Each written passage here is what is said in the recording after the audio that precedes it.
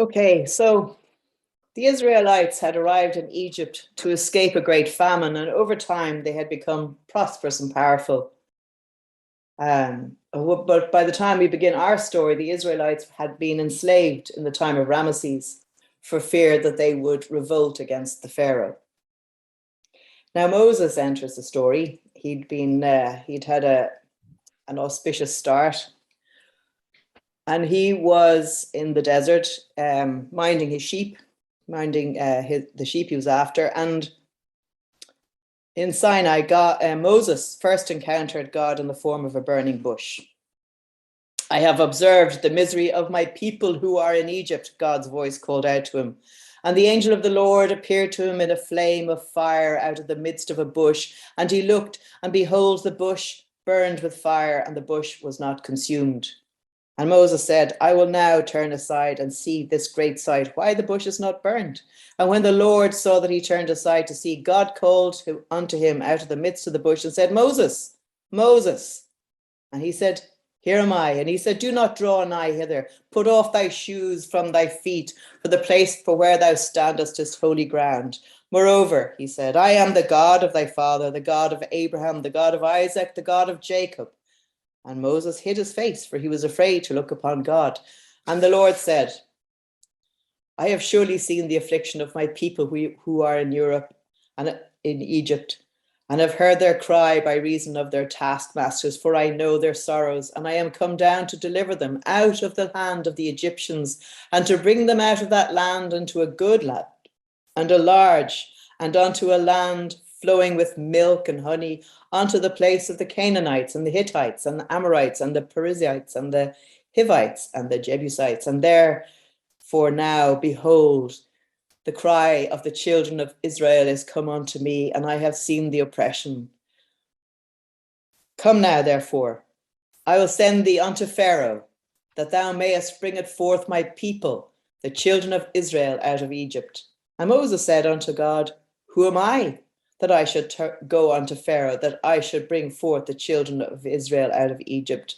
And he said, Certainly, I will be with thee, and this shall be that token unto thee, that I have sent thee. And when thou hast brought forth the people out of Egypt, ye shall serve God upon this mountain. And Moses said unto God, Behold, when I come unto the children of Israel and say unto them, The God of your fathers has sent me unto you, and they shall say to me, Well, what's his name? What shall I say unto them? And God said unto Moses, I am that I am. And he said, Thou shalt say thou unto the children of Israel, I am has sent you.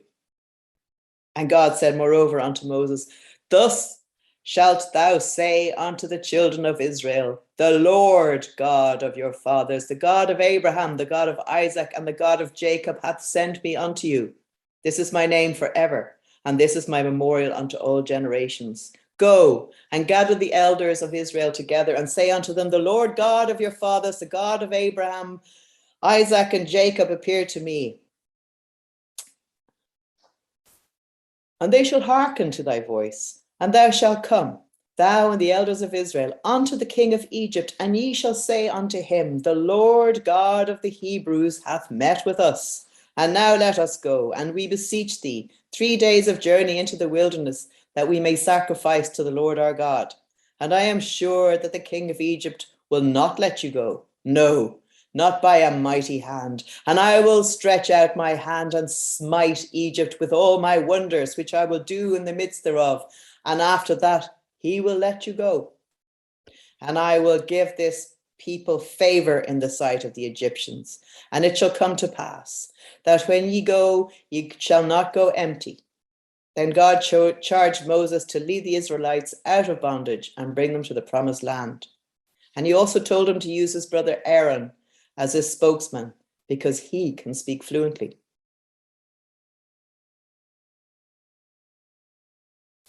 But Moses answered, But behold, they will not believe me, or hearken unto my voice. And the Lord said unto him, What is that in thine hand? And he said, A rod. And he said, Cast it onto the ground. And he cast it onto the ground, and became a serpent. And Moses fled from before it. And God said unto Moses, put forth thy hand and take it by the tail. And he put forth his hand and caught it, and it became a rod in his hand. Thus will they believe. Now, put thine hand into thy bosom. And he put his hand into his bosom, and when he took it out, behold, his hand was leprous as snow.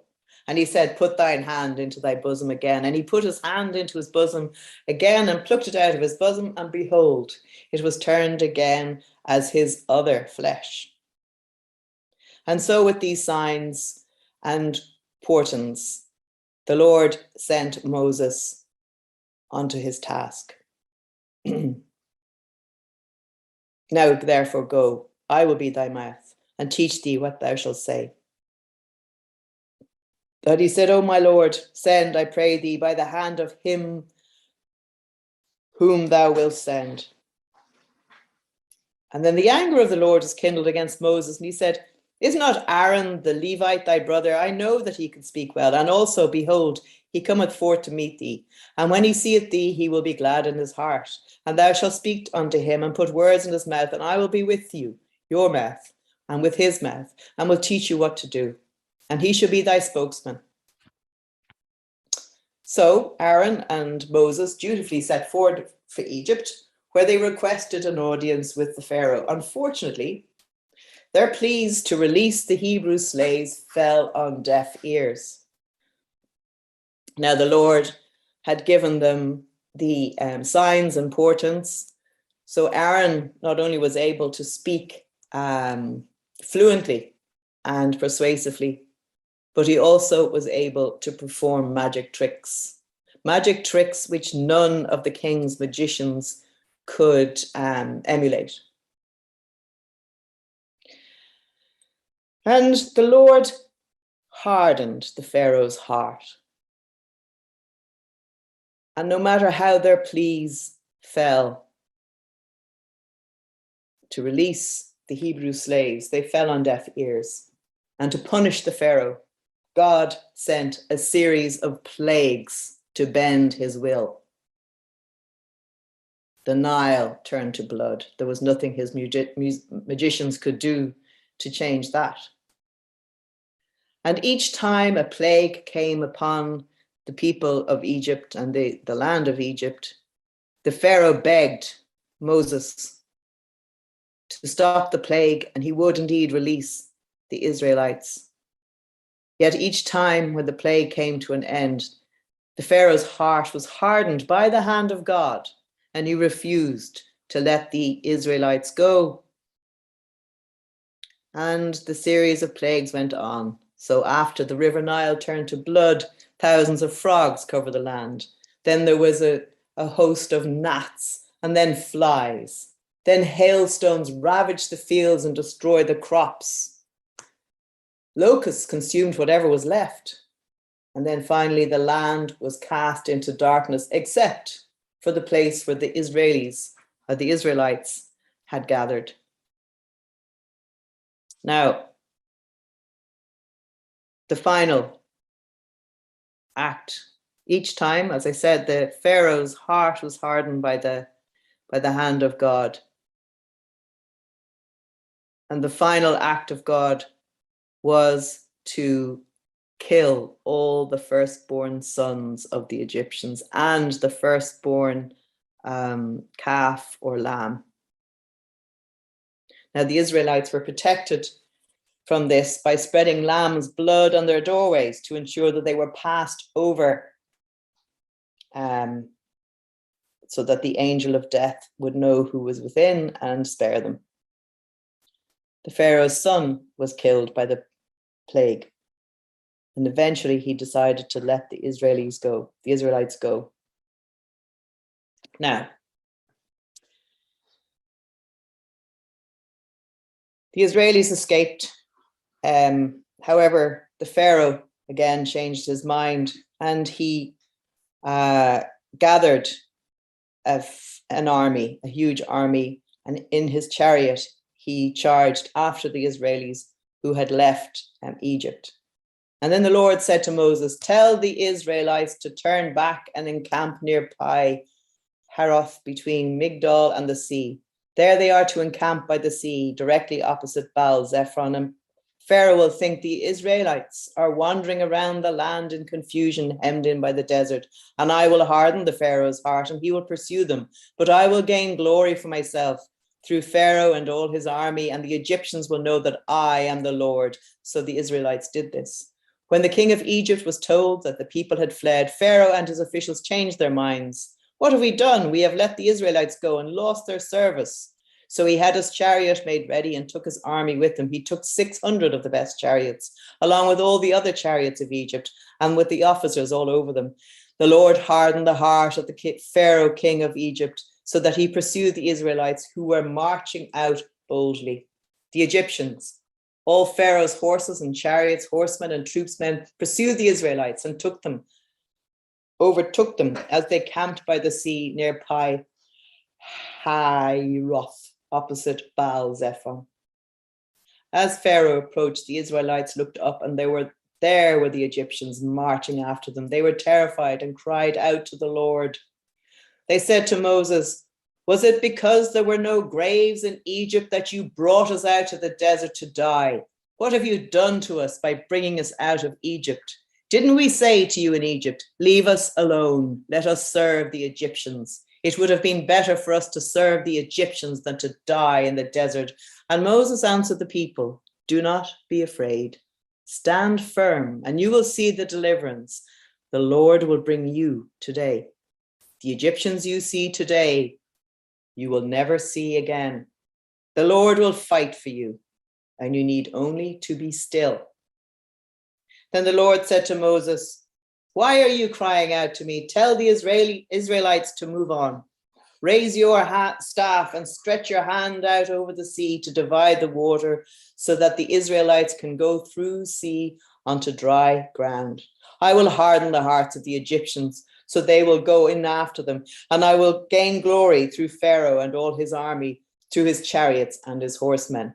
The Egyptians will know that I am the Lord when I gain glory through Pharaoh, his chariots and his horsemen." Then the angel of God, who'd been traveling in front of Israel's army, withdrew and went behind them. The pillar of cloud also moved in front and stood behind them, coming between the armies of Israel and Egypt. Throughout the night, the cloud brought darkness to one side and light to the other, so neither went near the other all night long. Then Moses stretched out his hand over the sea, and all that night the Lord drove the sea back with a strong east wind and turned it into dry land. The waters were divided, and the Israelites went through the sea on dry ground, with a wall of water on their right and on their left. The Egyptians pursued them, and all Pharaoh's horses and chariots and horsemen followed them into the sea. During the last watch of the night, the Lord looked down from the pillar of fire and cloud at the Egyptian armies and threw it into confusion. He made the wheels of their chariots come off, so they had difficulty driving. And the Egyptians said, "Let us get away from the Israelites. The Lord is fighting for them against Egypt." Then the Lord said to Moses, "Stretch your hand over the sea so the waters may flow back over the Egyptians and their chariots and their horsemen." Moses stretched out his hand over the sea, and at daybreak the sea went back to its place. The Egyptians were fleeing towards it, and the Lord swept them into the sea. The water flowed back and covered the chariots and horsemen, the entire army of Pharaoh that had followed the Israelites into the sea. Not one of them survived, but the Israelites went through the sea on dry ground with a wall of water on their right and on their left. That day the Lord saved Israel from the hands of the Egyptians, and Israel saw the Egyptians lying dead on the shore. And when the Israelites saw the great power the Lord had displayed against the Egyptians, the people feared the Lord and put their trust in him and in Moses, his servant. Then Moses led his people into Sinai on the way to the promised land. Now, in the 3rd month after the Israelites left Egypt, on that very day, they came to the desert of Sinai and they camped. And then Moses went to God, and the Lord called from him from the mountain and said, "This is what you are to say to the house of Jacob and what you are to tell the people of Israel. You yourselves have seen what I did to Egypt, how I carried you on eagle's wings and brought you to myself. Now, if you obey me fully and keep my covenant, then out of all nations, you will be my treasure possession. Although the whole earth is mine, you will be for me a kingdom of priests and a holy nation. And these are the words you are to speak to the Israelites. So Moses went back and summoned the elders of the people and set before them all the words the Lord had commanded him to speak. The people all responded together, "We will do everything the Lord has said." So Moses brought their answer back to the Lord. The Lord said to Moses, "I am going to come to you in a dense cloud, so the people will hear me speaking with you and will always put their trust in you." Then Moses told the Lord what the people had said. And the Lord said to Moses, "Go to the people and consecrate them today and tomorrow. Have them wash their clothes and be ready by the third day, because on that day the Lord will come down on Mount Sinai in the sight of all the people. Put limits for the people around the mountain and tell them, be careful that you do not go up the mountain or touch the foot of it. Whoever touches the mountain shall surely be put to death. He shall surely be stoned or shot with arrows. Not a hand is to be laid on him. Whether a man or animal, he shall not be permitted to live. Only when the ram's horn sounds a long blast, may they go up to the mountain." So after Moses had gone down the mountain to the people, he consecrated them and they washed their clothes. And he said to the people, "Prepare yourselves for the third day. Abstain from sexual relations." On the morning of the third day, there was thunder and lightning and a thick cloud over the mountain, a very loud trumpet blast. Everyone in the camp trembled. Then Moses led the people out of the camp to meet with God, and they stood at the foot of the mountain. Mount Sinai was covered with smoke because the Lord had descended on it in fire. The smoke billowed up from it like smoke from a furnace. The whole mountain trembled violently, and the sound of the trumpet grew louder and louder. Then Moses spoke, and the voice of God answered him. The Lord descended to the top of Mount Sinai and called Moses to the top of the mountain. So Moses went up, and the Lord said to him, "Go down and warn my people, so they do not force their way through to see the Lord, and many of them perish. Even the priests who approach the Lord must consecrate themselves, or the Lord will break out against them." And then Moses said to the Lord, "The people cannot come up Mount Sinai because you yourself warned us. Put limits around the mountain and set it apart as holy." The Lord replied, "Go down and bring Aaron up with you. But the priests and the people must not force their way to come up to the Lord, or he will break out against them." So Moses went down to the people and told them. The Lord said, "Come to me on the mountain and stay here, and I will give you the tablets of stone with the law and commandments I have written for their instruction." And Moses went up into the mount, and a cloud covered the mount. And the glory of the Lord abode upon Mount Sinai, and the cloud covered it 6 days. And on the 7th day he called unto Moses out in the midst of the cloud. And the sight and the glory of the Lord was like devouring fire at the top of the mount in the eyes of the children of Israel. And Moses went into the midst of the cloud and gat him up that mountain. And Moses was in the mount 40 days and 40 nights. And he gave unto Moses, when he had made an end of communing with him on Mount Sinai, two tablets of testimony, tablets of stone, written with the finger of God. And then God spoke all these words: "I am the Lord your God, who brought you out of Egypt, out of the land of slavery. You shall have no other gods before me. You shall not make an image for yourself in the form of anything in heaven above, or on the earth beneath, or in the waters below. You shall not bow down to them or worship them, for I, the Lord your God, am a jealous God, punishing the children for the sin of their parents to the 3rd and 4th generation of those who hate me, but showing love to 1,000 generations of those who love me and keep my commandments. You shall not misuse the name of the Lord your God. Remember the Sabbath by keeping it holy. Honor thy father and thy mother, so that you may live long in the land the Lord your God is giving you. You shall not commit murder. You shall not commit adultery. You shall not steal. You shall not give false testimony against your neighbor. You shall not covet your neighbor's house. You shall not covet your neighbor's wife, his male or female servant, his ox or donkey, or anything that belongs to your neighbor. When the people saw the thunder and lightning and heard the trumpet and saw the mountain in smoke, they trembled with fear, and they stayed at a distance and said to Moses, "Speak to us and we will listen, but do not have God speak to us, or we will die." And Moses said to the people, "Do not be afraid. God has come to test you, so the fear of God will be with you to keep you from sinning." The people remained at a distance, and while Moses approached the thick darkness from God, where God was. Now, while Moses was up the mountain receiving the covenant, the people had got tired waiting for him.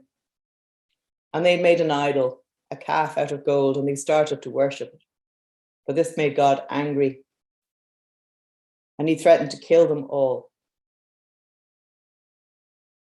But Moses sought favor of the Lord as God.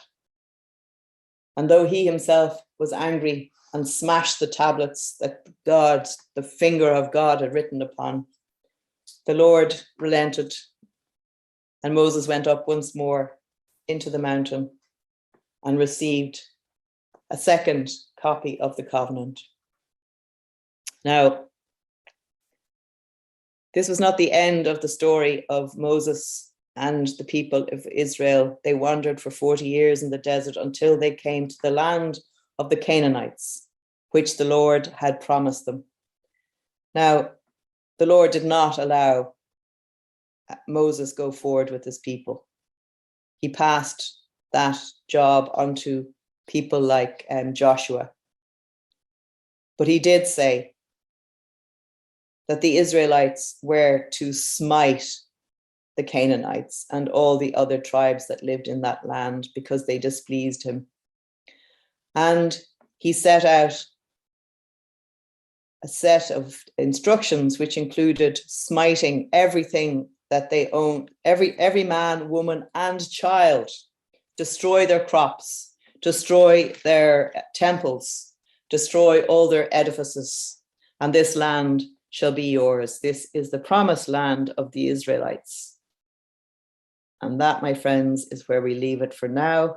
I'm sorry, because the Bible is extremely long-winded, but that's as good as we can go. And that's what happened. After they went through the desert, the Israelites indeed did wipe out the Canaanites and other tribes because the Lord told them to do so.